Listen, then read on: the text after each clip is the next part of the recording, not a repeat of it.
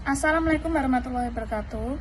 Saya Ananda Umulisa, NIM A131230070 akan mempresentasikan deportasi dalam hukum internasional. Apa sih definisi deportasi dalam hukum internasional?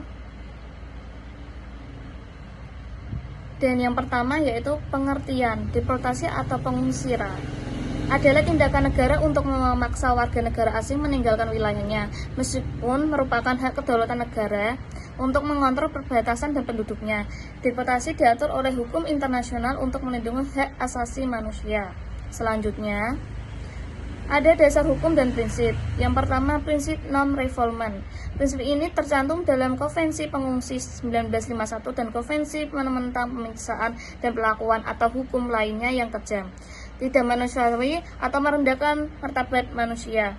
Yang kedua, hak asasi manusia. Hukum internasional hak asasi manusia seperti yang tercantum dalam Deklarasi Universal Hak Asasi Manusia dan berbagai perjanjian hak asasi manusia lainnya membatasi kekuasaan negara dalam melakukan deportasi. Yang ketiga, hukum humaniter internasional. Dalam situasi konflik bersenjata, hukum humaniter internasional mengatur perlakuan terhadap warga sipil termasuk warga negara asing. Yang terakhir, hukum migrasi. Meskipun tidak ada instrumen global yang mengatur deportasi secara spesifik, memberikan pedoman yang standar untuk proses deportasi yang adil dan manusiawi. Selanjutnya, di sini ada tujuan deportasi. Tujuan utama deportasi adalah untuk mempertahankan kedaulatan negara dan menjaga keamanan nasional. Deportasi juga dapat berfungsi sebagai tindakan pencegahan bagi calon pelanggar hukum imigrasi.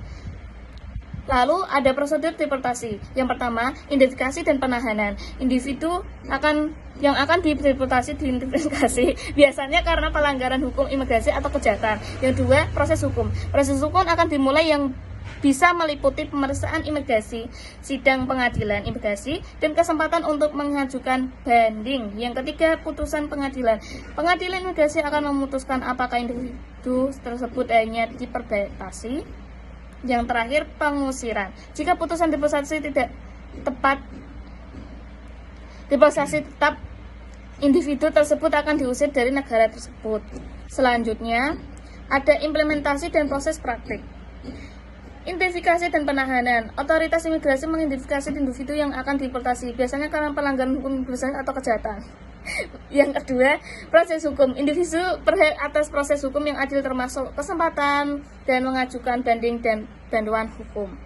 Yang ketiga, pengusiran. Jika putusan deportasi tetap, individu tersebut diusir dari negara. Yang terakhir, pemantauan pasca deportasi.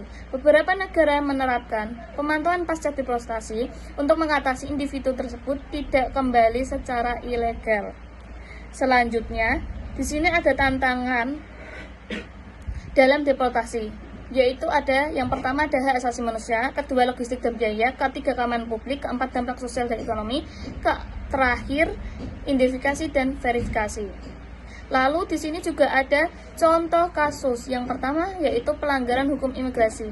Contohnya, visa kadaluarsa. Warga negara asing yang tinggal di suatu negara melebihi masa berlaku visa mereka dapat deportasi. Yang kedua, ancaman keamanan nasional atau publik.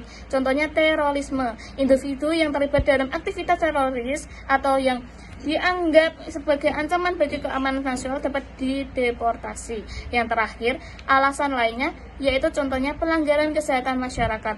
Individu yang menderita penyakit menular yang dapat membahayakan kesehatan masyarakat dapat dideportasi.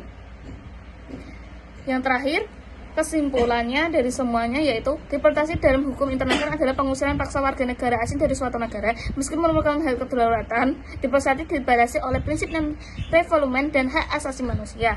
Tujuannya menjaga keamanan nasional dan kedaulatan. Prosedurnya meliputi identifikasi, proses hukum, dan pengusiran.